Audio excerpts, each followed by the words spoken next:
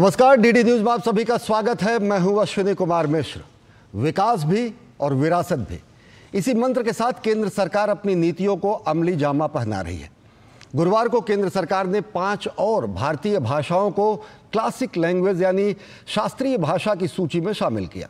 प्रधानमंत्री नरेंद्र मोदी की अध्यक्षता में हुई कैबिनेट की बैठक के बाद मराठी, पाली, प्राकृत, असमिया और बांग्ला भाषा को नई शास्त्रीय भाषा के रूप में मान्यता प्रदान की गई। शास्त्रीय भाषाएं वो समृद्ध भाषाएं हैं जो भारत की प्राचीन सांस्कृतिक विरासत को अपने आप में सजोए हुए प्रत्येक समुदाय को ऐतिहासिक और सांस्कृतिक स्वरूप प्रदान करती हैं। क्लासिक लैंग्वेज यानी शास्त्रीय भाषा की सूची में पहले से 6 भाषाओं को मान्यता मिली हुई थी। ये भाषाएं संस्कृत, तमिल, तेलुगु, कन्नड़, मलयालम और उड़िया थी और अब 5 नई भाषाओं यानी मराठी, पाली, प्राकृत, असमिया और बांग्ला भाषा के शामिल होने से इस सूची में कुल भाषाओं की संख्या 11 हो गई है। शास्त्रीय भाषा के मानदंडों के अनुसार भाषा का 1500 से 2000 साल पुराना रिकॉर्ड होना चाहिए। साथ ही भाषा का प्राचीन साहित्य होना चाहिए, ग्रंथों का संग्रह होना चाहिए। शास्त्रीय भाषा के रूप में मान्यता प्राप्त होने के बाद प्राचीन साहित्यिक धरोहरों जैसे ग्रंथों, कविताओं, नाटकों का डिजिटलीकरण और संरक्षण किया जा सकता है और इससे आने वाली पीढ़ियां उस धरोहर को बेहतर तरीके से समझ सकती हैं, उसे समृद्ध कर सकती हैं। क्या है हमारी शास्त्रीय भाषाएं? इन 5 नई शास्त्रीय भाषाओं की मान्यता के बाद कैसे इन भाषाओं को साहित्यिक अभिवृद्धि मिलेगी, कैसे इनका संरक्षण होगा, कैसे इनका संवर्धन होगा, इस विशेष कार्यक्रम में इसी विषय पर हम चर्चा करेंगे और जानेंगे विद्वानों और विशेषज्ञों की राय। लेकिन आइए सबसे पहले देखते हैं कि क्या लिया कैबिनेट ने सबसे अहम फैसला। शास्त्रीय भाषाएं भारत की गहन और प्राचीन सांस्कृतिक विरासत की संरक्षक के रूप में काम करती हैं, जो प्रत्येक समुदाय की ऐतिहासिक और सांस्कृतिक उपलब्धियों का सार प्रस्तुत करती हैं। इन्हीं भाषाओं के संरक्षण के लिए गुरुवार को प्रधानमंत्री नरेंद्र मोदी की अध्यक्षता में केंद्रीय मंत्रिमंडल ने मराठी, पाली, प्राकृत, असमिया और बंगाली भाषाओं को शास्त्रीय भाषा का दर्जा दिए जाने को स्वीकृति दे दी। बहुत बड़ा फैसला लिया गया है। 5 लैंग्वेजेस को क्लासिकल लैंग्वेजेस के लिए अप्रूव किया गया है। 5 लैंग्वेजेस मराठी, पाली, प्राकृत, असमीज और बंगाली, इन 5 लैंग्वेजेस को क्लासिकल लैंग्वेजेस का दर्जा दिया गया है। इन भाषाओं को शास्त्रीय भाषा का दर्जा देने के लिए महाराष्ट्र, बिहार, असम, पश्चिम बंगाल से भारत सरकार को प्रस्ताव प्राप्त हुए थे। भाषाओं को शास्त्रीय भाषा के रूप में शामिल करने से खासकर शैक्षणिक और शोध क्षेत्रों में रोजगार के अहम अवसर पैदा होंगे। इसके अतिरिक्त इन भाषाओं के प्राचीन ग्रंथों के संरक्षण, दस्तावेजीकरण और डिजिटलीकरण से संग्रह, अनुवाद, प्रकाशन और डिजिटल मीडिया में रोजगार पैदा होंगे। इन भाषाओं से जुड़े लोगों ने सरकार के फैसले का स्वागत किया है। प्राकृत भाषा आज से 2500 वर्ष पूर्व भारत की जनभाषा थी। प्राकृत भाषा में बहुत सारे ग्रंथ रचे गए हैं। भारत सरकार ने प्राचीन भाषा प्राकृत को शास्त्रीय भाषा का दर्जा देकर के बहुप्रतीक्षित कार्य किया है। In fact, this is of historical significance that these languages are being included in the classical languages because we know all our ancient literature is in these languages. Shri Narendra Modi ji के नेतृत्व में केंद्रीय मंत्रिमंडल के द्वारा मराठी, बांग्ला, असमिया, पाली, प्राकृत भाषाओं को शास्त्रीय भाषा की मान्यता देना ये एक बहुत बड़ा ऐतिहासिक कदम है। पाली भारतीय उपमहाद्वीप की एक मध्य इंडो यूरोपीय धार्मिक भाषा है। पाली भाषा संस्कृत से उभरने वाली भाषा है। शोध के अनुसार पाली अनेक प्राकृत भाषाओं का मिश्रण है, जिन्हें 3री शताब्दी ईसा पूर्व के आसपास एकीकृत किया गया तथा उनका संस्कृतीकरण किया गया। पाली एक संस्कृत संबंधित मध्य भारतीय भाषा है जिसका प्रयोग बौद्ध ग्रंथों और साहित्य में किया जाता है। 2000 से अधिक वर्षों तक भारत, श्रीलंका और दक्षिण पूर्व एशिया के थेरवाद बौद्धों द्वारा इसे बुद्ध की भाषा माना जाता रहा। पाली का इस्तेमाल बौद्ध विचारों के प्रचार प्रसार के लिए किया गया। बौद्ध साहित्य का अधिकांश हिस्सा पाली में लिखा गया है। वहीं प्राकृत मध्य भारतीय आर्य भाषाओं का एक समूह है जो 3री और 7वीं शताब्दी ईसा पूर्व के बीच भारत में बोली जाती थी। प्राकृत मुख्यतः मध्य भारतीय आर्य भाषा युग को संदर्भित करता है, जिसमें पहले के शिलालेखों और बाद की पाली को नजरअंदाज किया जाता है। प्राकृत का इस्तेमाल जैन सिद्धांतों के प्रचार प्रसार के लिए किया गया। जैन साहित्य का हिस्सा प्राकृत में लिखा गया है। पाली और प्राकृत दोनों भाषाओं को जिस तरह से प्रश्रय दिया है, यूं कहा जाए कि जो हमारी एक चाह है कि जो भारतीय ज्ञान परंपरा है वो पूरे विश्व में अपनी पताका फहराए। निश्चित रूप से सरकार का यह फैसला स्वागत योग्य है, क्योंकि हमारे आसपास जो आधुनिक विभाग हैं वे तब तक फल फूल नहीं सकते हैं जब तक कि जो हमारी प्राचीन विरासत है उसमें उनके जड़ों से ऑक्सीजन न मिले। हमारे प्राकृत साहित्य पाली में बड़े विशाल साहित्य का संरक्षण संवर्धन करने की दिशा में और भारतीय भाषिक धरोहर के संरक्षण की दिशा में एक महत्वपूर्ण कदम है। इन भाषाओं का मेन स्ट्रीम में आना निहायत जरूरी था और सरकार ने एक बहुत ही अच्छा निर्णय लिया है। दरअसल भारत सरकार ने 12 अक्टूबर 2004 को शास्त्रीय भाषा के रूप में भाषाओं की एक नई श्रेणी बनाने का निर्णय लिया, जिसके तहत तमिल को शास्त्रीय भाषा घोषित किया गया तथा उसके बाद संस्कृत, तेलुगु, कन्नड़, मलयालम और उड़िया को शास्त्रीय भाषा का दर्जा दिया गया। इसके बाद सरकार ने 5 और भाषाओं को शास्त्रीय भाषा का दर्जा दिया है। Bureau report, DD news. तो 5 नई शास्त्रीय भाषाएं शामिल हुई हमारी भाषाओं की अनंत विपुल राशि में, और हमारे साथ 2 खास मेहमान जुड़ चुके हैं। हमारे साथ स्टूडियो में मौजूद हैं डॉक्टर के श्रीनिवास राव जी, जो कि सचिव हैं साहित्य अकादमी के, और साथ ही साथ हमारे साथ जुड़ चुके हैं प्रोफेसर विमलेंद्र कुमार, जो कि पाली और बुद्ध शिक्षा विभाग के काशी हिंदू विश्वविद्यालय से संबद्ध हैं। डॉक्टर के श्रीनिवास जी, सबसे पहले आपसे जानना चाहेंगे, शास्त्रीय भाषाओं का जो महत्व है, जिस तरीके से कहा जाता है, खुद भारतेंदु हरिश्चंद्र जी ने कहा था कि निज भाषा उन्नति है, सब उन्नति को मूल। अपनी उन्नति का जो मूल है वो अपनी भाषा है। अब जबकि हमारी हजारों साल पुरानी संस्कृति है, हमारी संस्कृति विश्व की सबसे पुरानी संस्कृति है, किस रूप में देखते हैं इन 5 नई भाषाओं का समावेशन? किस तरीके से संस्कृति के साथ साथ साहित्य को, साहित्य के साथ साथ संस्कार को संरक्षित रखा जा सकेगा? जी बिल्कुल सही कहा आपने। जो अभी माननीय प्रधानमंत्री द्वारा भी 3 तारीख को जो घोषित हुआ है 5 भाषाओं में, ये 5 भाषा ऐसा है कि एक विरासत को लेके आ रही है। बहुत प्राचीनता भाषा है, जिसमें बहुत सारे पुरानी, जैसा भी आप देखा जाएगा तो इसमें एक मानदंड में ही एक है कि 15 साल के पुराना होना चाहिए और उस वक्त की कुछ रचना भी होना चाहिए जो निरंतर उसको जनरेशन टू जनरेशन पास होते वो रचना को आज तक चलते आना चाहिए, और उस भाषा का कोई दूसरा जगह से कोई मतलब एडप्ट करके नहीं होना चाहिए, इस तरह का है। और इस तरह का समृद्ध भाषाएं इसमें है, समृद्ध साहित्य और जो विरासत लेके, और मतलब जिसमें मूल्यवान हो और विशिष्ट साहित्यिक विरासत को लेके है, और एक बहुत ही एक सराहनीय कदम है। और इससे ये होता है कि इन भाषाओं में और बहुत अच्छे तरह से अध्ययन हो सकता है अभी। और जैसा कि अभी आप असमिया का लेकर देखा जाए तो कम से कम 2000 साल से पुराना भाषा का, इसमें बहुत सारे हमारी जो पास जो डॉक्यूमेंट आई है, जो असम सरकार की जो भेजे गई है संस्कृत मंत्रालय द्वारा, उसमें पा गया है कि कम से कम 2000 साल से पुरानी बहुत कुछ इसमें एक एविडेंसेस मिला है। उसी तरह बंगला का भी कम से कम 2400 साल की पुराना मिला है। उसी तरह मराठी का भी 2200 साल से भी पुराना मिला है। मतलब अभी जैसे 2000 साल पहले ही मराठी में गाथा सप्तशती की लिखी गई एक एविडेंस मिल रही है, जो हाला द्वारा लिखा गया है मराठी में। उसी तरह आसामी में, उसी तरह बंगाली में, मतलब एक समृद्ध साहित्य है। और पाली प्राकृत का तो आपने कहा ही था, और इससे ये बहुत ही माननीय प्रधानमंत्री जी का सराहनीय कदम है। अभी इसकी इन भाषाओं में एक समृद्ध साहित्य लिखी गई है, और उसको अभी और उसके अंदर शोध होके अभी इस भाषाओं के अंदर जो शास्त्रीय साहित्य की जो लिखी गई है, उन भाषाओं का उस साहित्य को और दूसरी भारतीय भाषाओं में भी अनुवाद करके और बाकी भारतीय भाषाओं लोगों को भी ये समृद्ध साहित्य, जैसे मराठी में लिखी गई समृद्ध साहित्य कोई मणिपुरी साहित्य में मिल जाएगा जब अनुवाद करने से, ताकि मणिपुरी लोग भी उसको पढ़ सकेंगे।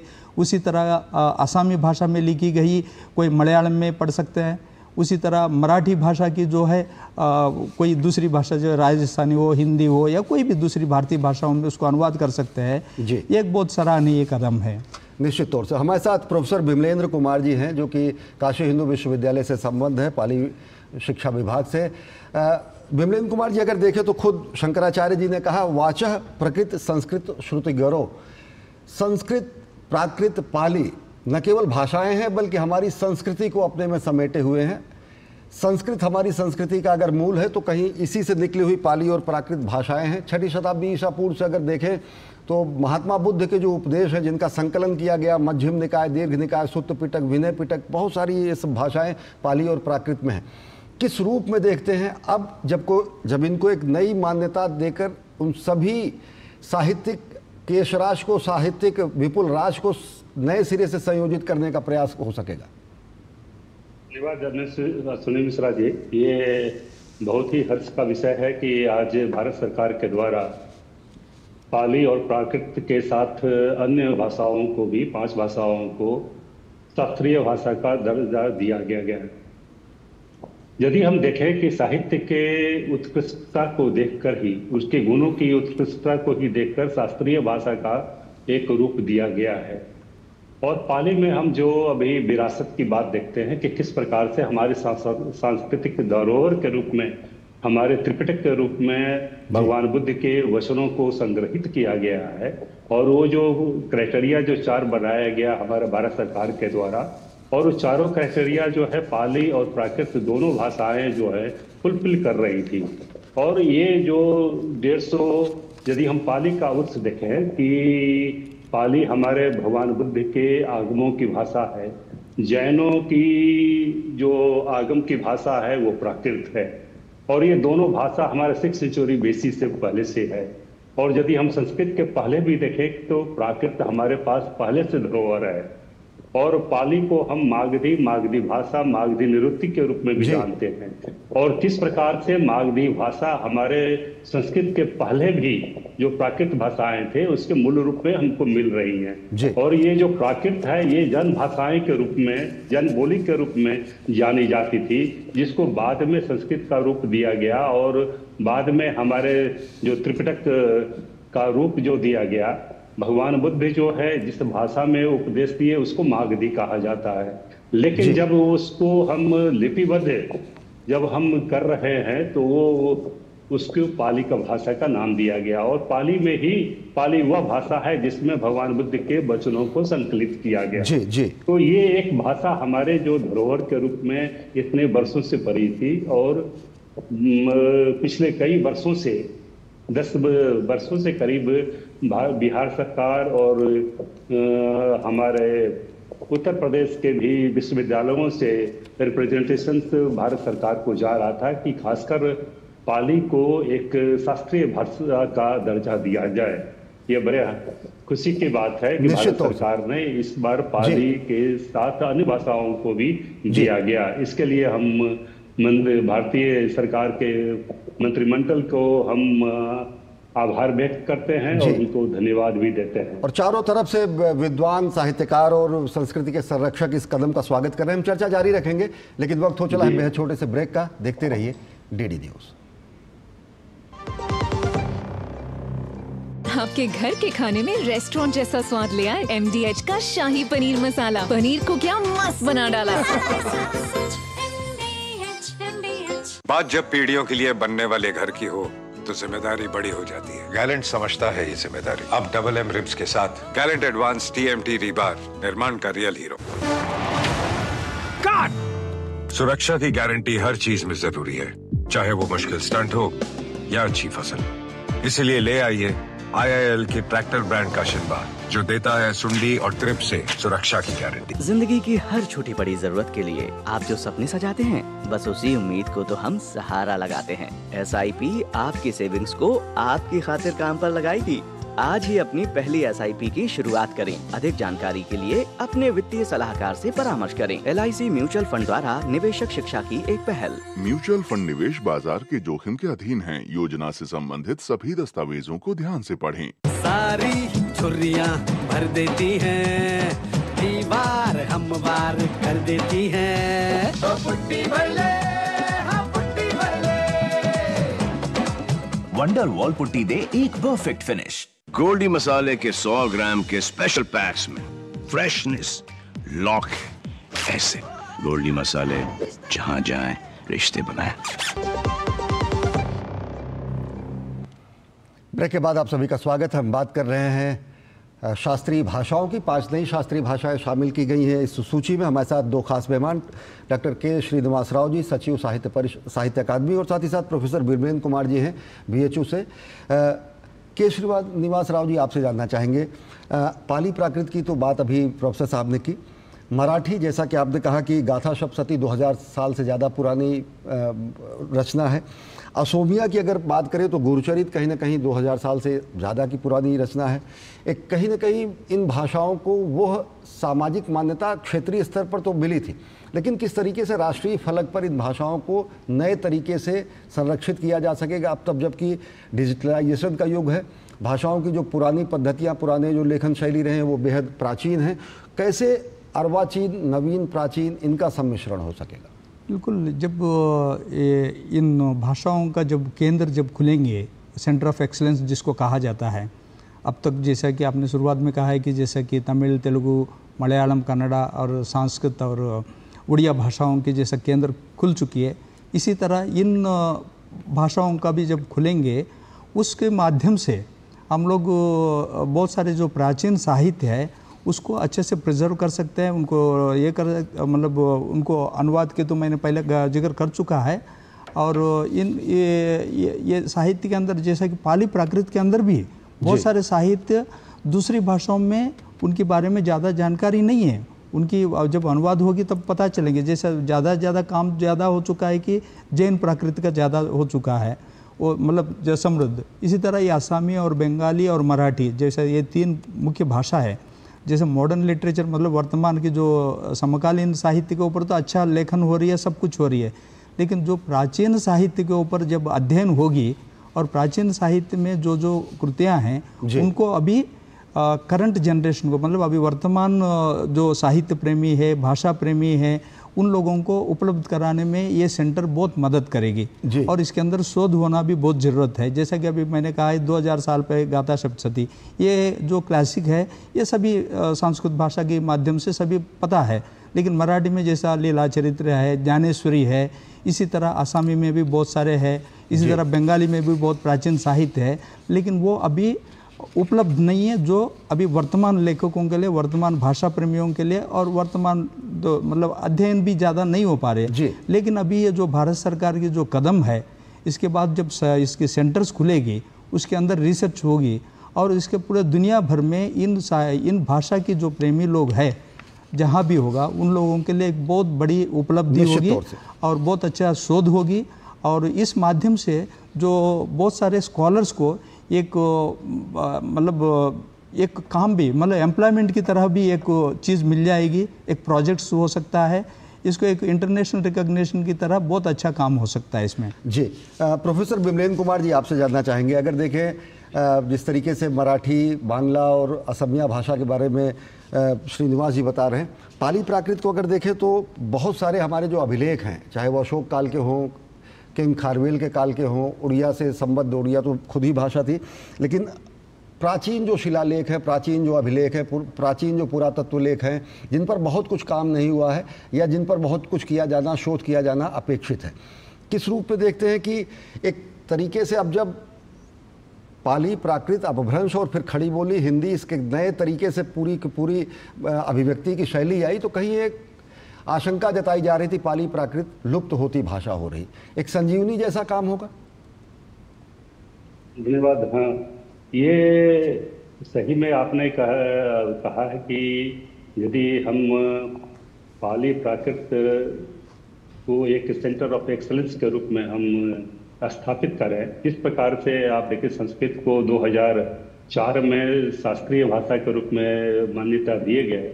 उसके बाद राष्ट्रीय संस्कृत संस्थान की स्थापना की गई और वो राष्ट्रीय संस्कृत संस्थान आज हमारा नेशनल संस्कृत यूनिवर्सिटी, राष्ट्रीय संस्कृत विश्वविद्यालय के रूप में उभर गया। इसी प्रकार से इन शास्त्रीय भाषा जो हमारे पाली और प्राकृत हैं, इस पर एक भारत सरकार के द्वारा राष्ट्रीय स्तर पर एक संस्थान को स्थापित करना चाहिए, विश्वविद्यालय के रूप में भी, जहां पर बहुत सारे प्रोजेक्ट के रूप में काम किया जा सकता है।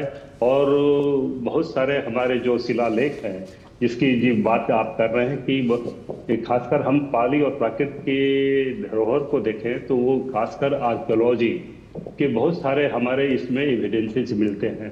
जो कुछ आर्कियोलॉजी में हम यदि उसको रेफर करना चाहें तो पाली और प्राकृत के ही शास्त्रों में हम उसको एक प्रमाण के रूप में देखते हैं कि किस प्रकार से आर्कियोलॉजी के सारे चीज हमारे जो धरोहर हैं, जो हमारे इंस्क्रिप्शंस में जो पाली के ब्राह्मी स्क्रिप्ट में लिखे हुए हैं, उसको किस प्रकार से हम शास्त्र में खोज सकते हैं। इस पर एक नया शोध भी हो सकता है, इस पर नए काम भी हो सकते हैं। किस प्रकार से आर्कियोलॉजी और लिटरेचर, साहित्य दोनों को जोड़ा जा सकता है और किस प्रकार से एक नए काम हो सकते हैं। इसमें बहुत सारे हमारे अवसर आ सकते हैं। हम चर्चा जारी रखेंगे, लेकिन वक्त है एक और छोटे से ब्रेक का, और हम आगे देखेंगे किस तरीके से अन्य भाषाएं, हमारा जो अभिव्यक्ति का तरीका है वो मजबूत तो होगा ही, नए स्तर से भारत के उदय को भी दुनिया देखेगी। लेकिन वक्त है एक छोटे से ब्रेक का। सारी छुर्रियां भर देती हैं, दीवार हमवार कर देती हैं। तो पुट्टी भर ले, हाँ पुट्टी भर ले। वंडर वॉल पुट्टी दे एक परफेक्ट फिनिश। बात जब पीढ़ियों के लिए बनने वाले घर की हो तो जिम्मेदारी बड़ी हो जाती है। गैलेंट समझता है ये जिम्मेदारी। अब डबल एम रिब्स के साथ गैलेंट एडवांस TMT रीबार, निर्माण का real hero. It's another 6. Recharge, जल्दी रिचार्ज करा। ये क्या किया? मैच तो गया। पेमेंट कैसे करेंगे? टोकनाइज कार्ड से। टोकन? हाँ, ऑनलाइन पेमेंट के लिए RBI लाए हैं टोकनाइजेशन। एक बार कार्ड डिटेल्स, OTP, CVV डालकर टोकन जनरेट कीजिए। कार्ड भी सुरक्षित और बार बार डिटेल्स भरने की नो झंझट। वही सुविधा अधिक सुरक्षित। ऑलराउंडर हो कि मैं।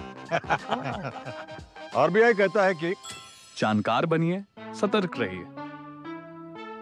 अब आया असली स्वाद। अब आया स्वाद। जब स्वाद के पड़े हो लाले तो MDH का चंकी चाट मसाला डालें। MDH का चंकी चाट मसाला। MDH। ब्रेक के बाद आप सभी का स्वागत। हम बात कर रहे हैं नई शास्त्रीय भाषाओं की। हमारे साथ डॉक्टर के श्रीनिवास राव जी हैं, सचिव साहित्य अकादमी, और साथ ही साथ प्रोफेसर बिमलेंद्र कुमार, BHU से संबद्ध पाली अध्ययन केंद्र से। डॉक्टर श्रीनिवास जी, आपसे जानना चाहेंगे, ऐसा इसके पहले प्रोफेसर बिमलेंद्र कुमार कह रहे थे, शोध को बढ़ावा मिलेगा, लोग जान सकेंगे। सबसे बड़ी बात यह कि जब इन भाषाओं के स्वरूप को नई पीढ़ी जान सकेगी, नई पीढ़ी कहीं ना कहीं अंग्रेज़ी की तरफ तेज़ी से बढ़ती जाती है क्योंकि उसकी अपनी कुछ व्यावसायिक मजबूरियां हैं, लेकिन इन व्यावसायिक मजबूरियों से अलग जब असमिया, असोम भाषा को, जब महारथी भाषा या फिर मराठी भाषा को वहाँ के लोग अपनी ही भाषा में जान सकेंगे। सरकार ने यह भी कहा कि शुरुआती शिक्षा मातृभाषा में बच्चों को दी जाए जिससे वो अपनी भाषा से जान सके।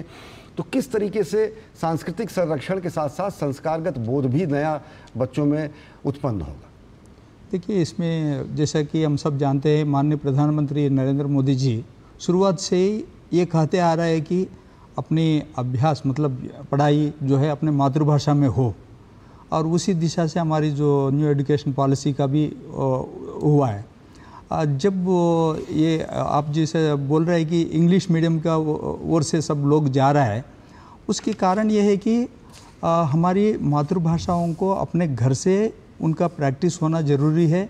और जब वो इस तरह के जो हमारी विरासत है, अभी जैसा कि आपको एक उदाहरण देता हूँ, ये असमी का जो हम लेंगे, असमी में कविता की रचना जो है शुरुआत 2री शताब्दी से शुरुआत हुई है, लेकिन ये विषय जो है 2री शताब्दी में कविता रचना हुई है और पद्य रचना 5वीं शताब्दी से हुई है, और नाट्य लेखन जो है 6ठी शताब्दी से हुई है, अनुवाद कार्य जो है 13वीं शताब्दी से हुई है जी। ये चीज़ें हैं। अभी क्या हम नया जनरेशन को बोला है, ये चीज़ उन लोग को उपलब्ध कराए। जब ये चीज़ें अब उन लोगों का सामने रखेंगे, जब वो जो नया पीढ़ी है अपने मातृभाषा, अपने संस्कृति, क्योंकि भाषा जो है संस्कृति से जुड़ा है, जो विरासत उसके अंदर जो मूल्य जो है उनको अपने नया पीढ़ी जानने की कोशिश करेंगे। जब तक हम उनको उपलब्ध नहीं करेंगे तब तक वो कैसा करेंगे। सो अभी इस कदम से मुझे लग रहा है कि हम लोग नया पीढ़ी को हमारी विरासत के बारे में लिखित रूप में उनके सामने रख सकेंगे। अगेन वो लोग अपने जो पुराने जो मूल्यों को एक रिस्पेक्ट देकर वापस आएंगे, समझ सकेंगे। प्रोफेसर बिमलेंद्र कुमार, बेहद संक्षिप्त तरीके से पाली प्राकृत को अगर देखें तो केवल भारत ही नहीं, श्रीलंका, म्यांमार, थाईलैंड, कंबोडिया, चीन, मंगोलिया, बहुत सारे बड़े क्षेत्रों में भाषा कहीं ना कहीं अपना प्रभाव रखती है। इसके जरिए भारत एक इन क्षेत्रों में सांस्कृतिक अग्रदूत की भूमिका निभा सकेगा। बेहद संक्षेप। हाँ, बहुत धन्यवाद। अभी हम खासकर देखें कि किस प्रकार से बौद्ध धर्म को हमारे दक्षिण पूर्व एशिया देशों को जोड़ने में एक सांस्कृतिक धरोहर के रूप में और एक लिंक के रूप में ये काम कर रही है। और खासकर हमारा जो भारत सरकार की जो पॉलिसी है, ईस्ट इंडिया पॉलिसी, या जो बौद्ध धर्म को किस प्रकार से हम दक्षिण पूर्व एशिया के देशों में हम इसको धरोहर के रूप में उठा सकते हैं। जिस प्रकार से पाली के बारे में हम कहा जाता है कि पाली हमारे भारत में एक तरह से इसका उर्स हुआ, जन्म हुआ, लेकिन ये दक्षिण पूर्व एशिया में किस प्रकार से पली फूली अभी भी हमारे श्याम, श्रीलंका या थाईलैंड या म्यांमार, इस सब में जितने भी हमारे जो पाली के दक्षिण एशियाई देश हैं उनसे हमारे संबंधों को हाँ किस प्रकार से वहां पर संरक्षित किया गया है, ये हमारे भारत सरकार की जो ईस्ट इंडिया पॉलिसी है या जो एक्ट ईस्ट पॉलिसी के तहत हम ज्यादा सांस्कृतिक रूप से एक दूसरे से संबद्ध हो सकेंगे। बहुत बहुत धन्यवाद कहेंगे, समय की बेहद कमी है। प्रोफेसर बिमलेंद्र कुमार जी और के श्रीनिवास जी, आपको स्टूडियो और आपने विशेषज्ञ राय दी।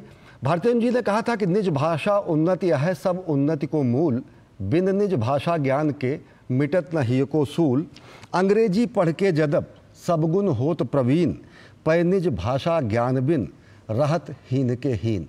एक आत्मबोध होगा, आत्म संस्कृति का बोध होगा, हमारी सांस्कृतिक विरासत को संरक्षित करने का जो हमारा प्रण है वो और मजबूत होगा, और एक सांस्कृतिक राष्ट्रवाद का उदय भी होगा जब हम अपनी शास्त्रीय भाषाओं को समझेंगे, आत्मसात करेंगे, संरक्षण करेंगे, उनका संवर्धन करेंगे। इस विशेष कार्यक्रम में फिलहाल इतना ही। देश और दुनिया की ताज़ा तरीन खबरों के लिए देखते रहिए DD न्यूज़।